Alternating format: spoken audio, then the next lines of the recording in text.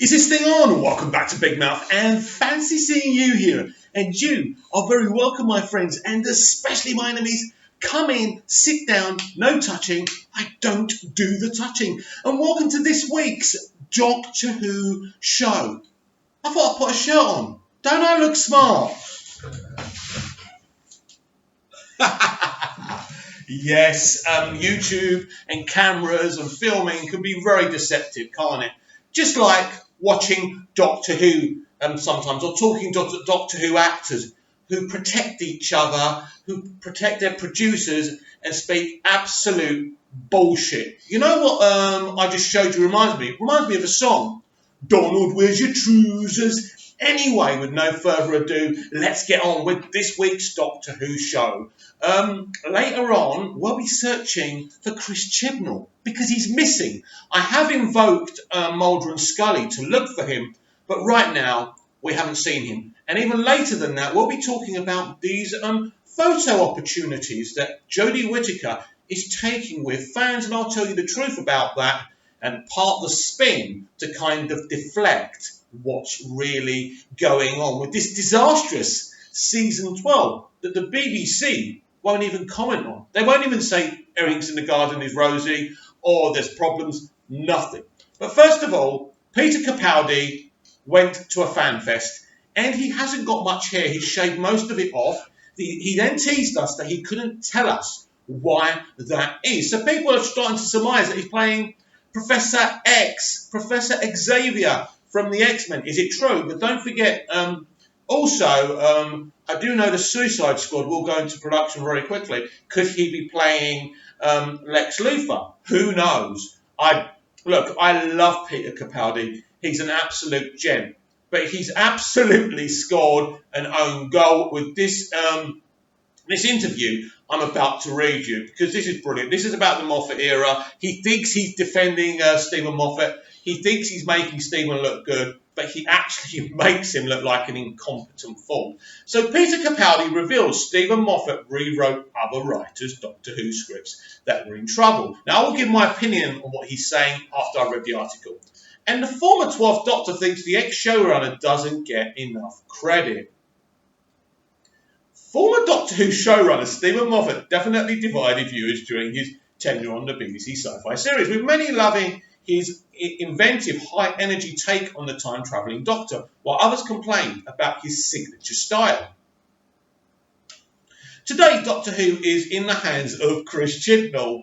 Or is it? Anyway, following Moffat's departure in 2017, but his leading man, Peter Capaldi, is still defending the ex-showrunner's honour, and recently revealed that Moffat actually wrote a large portion of popular episodes for which he took no credit. You see what he's doing here? And look, he's trying to make him look better than how we perceive him, but it's funny. And I'll tell you why this is funny and this is disastrous for Stephen Moffat. This has revealed something that says something about Stephen as a leader and a producer, as a writer, as a storyteller, as an imagination. There is no one better probably out there creatively than Stephen Moffat. But as a leader and a showrunner, he wasn't much cop. And we all know that. The writer's name that appears at the start of an episode isn't always the writer that did the best work. Capaldi, who played the 12th Doctor from 2013 to 2017, told the crowd during his panel at Fan Expo Boston 2019. Because Stephen's job is to get that show on every week. His job is to make sure that there are scripts that are exciting and interesting and fascinating and funny. And sometimes a writer whose name you see on screen didn't deliver a script that was so great. Whose fault is that then? We'll talk about that in a minute. The person that has to sit up all night and make the script work is Stephen. Capaldi went on to explain that he believed Moffat doesn't get nearly enough credit for his behind-the-scenes work, with many of his greatest critics unknowingly loving episodes he had a big hand in, right? Okay? Stephen will not take credit for the incredible jobs he did on some other writers' things, and some of the incredible invention that he brought some scripts that were in trouble, Capaldi said. Actually, Moffat did complain publicly about some of the writers not cutting it sometimes. Again, I'll talk about that more, so it's not like he stayed quiet. A lot of people who have negative things to say about Stephen do not have a clue about the stories and the scripts that he did, many of which those same people love. He concluded, he's an incredible writer. Yes, Stephen Moffat is an incredible writer, an incredible man. I follow his Instagram. I've spoken to him before. He's replied to me before. He is an incredible person and a talent, I have no doubt. But I'm a straight shooter, and I'm going to talk straight about this after this article. Clearly, the BBC appears to agree, alongside Moffat's Dracula adaptation, that they recently commissioned a new crime thriller called Inside Man from Moffat. And generally speaking, the Scottish screenwriter doesn't seem to have suffered too much for his rewriting modesty. It's still good to know that even after they both left the TARDIS far behind, Capaldi still has his old boss back. You never really leave Doctor Who, after all. Right, that's the end of the article. Should we discuss this? Whose fault is it that Stephen Moffat employed subpar writers who couldn't handle the pressure of writing scripted television, right? Quality scripted television at a pace and at a schedule. It's Stephen Moffat. He employed these writers. He's the showrunner. It is his fault. And because he employed subpar writers, he had to finish off their work. And maybe they were episodes that we really liked. Are you trying? Is he trying to tell me that the doctor, is it the Doctor's Wife, right? Wasn't completed by said writer, Neil Gaiman, right? The Neil Gaiman episodes didn't do good enough episodes. Is that what we're saying? Because we loved the Doctor's Wife, didn't we? Right? Is he trying to infer that the Doctor's Wife was pretty much written by Stephen Moffat? Of course not. So what episodes is he actually talking about? What's even more devastating here for Stephen, that Peter, as a friend, and don't forget, Peter admitted that him and Stephen had disagreements about the direction of Doctor Who, the same arguments we had with him as fans. So this is interesting as well. So now he's trying to get his back. I don't know if he's going to start working with him again. That's what show business is all about. They've got each other's backs because they need each other to get jobs. There's no real friendships in this industry. Where there is, about 1% of them. The rest is absolute bullshit. And I'm going to help you through this channel see through the bullshit. What Stephen has pretty much said is, hey, Stephen, all those episodes you thought Stephen didn't write, he did write, and they were awesome. You thought he didn't do them. Let me spin it around for you, Peter. What you've done is made Stephen look like an incompetent fool who isn't a good judge of a good writer who can write great quality for Doctor Who and television at a pace. You've shown him to be the incompetent showrunner we always thought he was. Again, before I finish this topic, at the end of the day, he is a marvellous writer, a marvellous man. I love Stephen Moffat. He's a great guy. He's a funny guy. But let's talk straight. This is an own goal. Absolutely terrible. When this is the problem when you ain't got advisors around you and you're not scripted on your conventions. You say something absolutely stupid. You think you're defending a friend, but you actually make him look like an incompetent fool. And I thought I mainly did this video this week because I don't do a Doctor Who show, as you know, every week. When there's something to say, I don't want to go over the same stuff every week. So I thought it was an interesting little tidbit. Now, Billie Piper has turned around and said she wasn't happy with her ending in Doctor Who. But Billie goes further than this, which has really triggered me. She wants to do a Big Finish story with her and the 10th Doctor that has very little sci-fi and is about their romantic relationship. Now, is she talking about the human meta-crisis Doctor when she was, stuck in the parallel universe with, right? Or is she talking about the actual Doctor? The last thing, I love Big Finish. I'm a big fan of what they do. They've kept Doctor Who alive while the BBC's live-action version has been absolutely crap. And I'm talking about ever since Russell T Davies left, right? But I am not paying. I mean, actually, you probably can find it on Spotify for free anyway. But I'm not interested in any Doctor Who audio or visual and audio, which is focused on romance rather than the sci-fi and the adventure and the element of the Doctor. So please, Billie, you get on producing other stuff that you and your friend are involved with, and it's great that you're doing really well since Doctor Who. But at the end of the day, Billie, ignore that. That's just someone giving me an update on Chris Chibnall if he's around or anything. So we'll ignore that. We'll get back to that later. But anyway, right, yeah, Billie Piper saying she wasn't happy with the ending. And I mean, I didn't actually read the article and I can't be bothered to read it because it's just going to annoy me. But basically, you know why she didn't like it, because she didn't get to kiss the real doctor.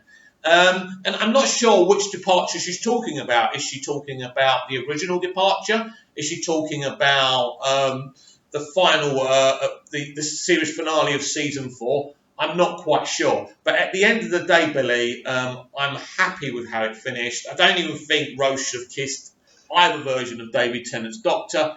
But that's what Russell wanted. And at the end of the day, Russell's a genius. He gave us a great Doctor Who, great companions.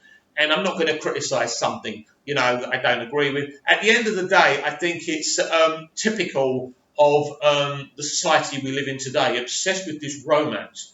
Basically, Rose is in love with the Doctor. Well, she's not even in love with him. She's in lust with him, right? Let's be honest, right? The Doctor wants some of Rose.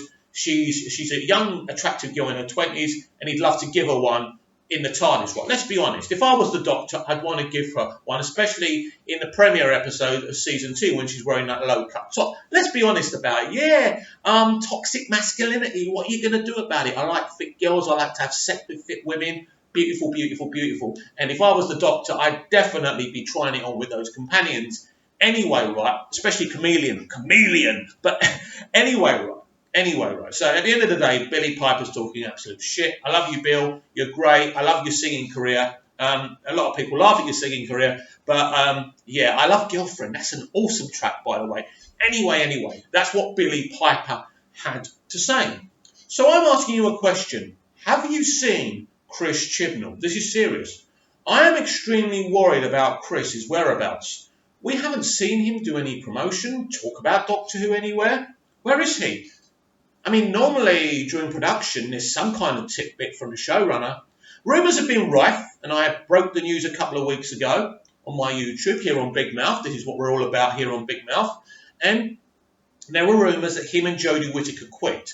It's quite apparent that Jodie has not quit, and if she did quit, she went back to work. Now, one of the theories is that they'll both quit after season 12. That'll be it. Or there's another theory that he's going to go and she's going to stay because they want to double down on her being a female Doctor and they don't want it to be a failure, which it absolutely is, right? The perception of season 11 is that it was creatively bankrupt, right? And really, that's the truth. There's another theory. Basically, he quit, she quit with him, they forced her to come back, and they've got some kind of substitute showrunner who was part of the production staff already. I think that's probably, if this is true, and I don't know, if this is true, I think she probably originally quit to back him, but they forced her contractually, if I can say that, try putting a fruit pastel in your mouth, not chewing it and saying that as well, but you can't. I can't say most long. I don't like long words. I'm a very basic yob from Bromley in the southeast of London, now living in Cyprus. What a lovely life I have, right? And those orange shorts, that's what you should be doing. Us Brits are so embarrassing, isn't it, with our shorts when we're abroad. Anyway, right, so what do I think? It's difficult. It's difficult to tell, but I think there's something going on. That's for sure, because the BBC is saying nothing. There's part of me who thinks he's gone. There's part of me who thinks he's gone. There's another part of me who thinks they'll make a big announcement that they're both leaving at the end of season 12, blah, blah, blah. After 2 great seasons, we're going to say farewell to Jodie's Doctor. There's another part of me that kind of, the SJW element of the BBC don't want to show us that we've won. How have we won as Doctor Who fans? We've had to put up with them for 2 seasons. Now, I haven't seen season 12. It might be the best season of TV and Doctor Who that I've ever seen, but I very much doubt it. We live in the real world, right? Social media may be, to me, is an imaginary world. It's not really a place where you live a real life, but at the end of the day, we're talking about people in a job. And I'm going to put my neck on the chopping block here and say they both put together. She was forced to come back, and he's gone. Now, either they're going to pretend that because he was probably still there for half of the shooting, right? and probably something kicked off and he quit. They can either pretend that he was there for the whole time and maybe use some interviews with him or force him to come back to make some quotes, or they will make an announcement eventually that he did quit. They can do either, because the thing is, we can't prove that he's gone. That's the thing. But he's nowhere to be seen. So it's going to be very, very interesting. So I think they both quit. He's gone. She was forced to come back. Now, this is the other thing. Now, she's taken a couple of photo opportunities with some fans. I can tell you that those fans have been paid for by the BBC to make everything in the garden look rosy. Yes, they're not genuine photos she's taken with fans. She has been, well, not, the BBC have been paying people, random people, to take pictures with her. And I've spoken to one or two of these people. And there's been quite a few selfies taken with so-called fans. They're not real. It's just all about twisting that narrative. So I hope you enjoyed this week's edition of the Doctor Who Show. Please like, share, but especially subscribe if you're a Doctor Who fan, because I'm sure there's going to be more revelations whether he's gone or there, because eventually they have to announce that those two are leaving, because they are leaving. There's no way they're going to sign another contract. You can forget it, Jodie and Chibbers fans. Their time either is up or will be up very soon. See you later.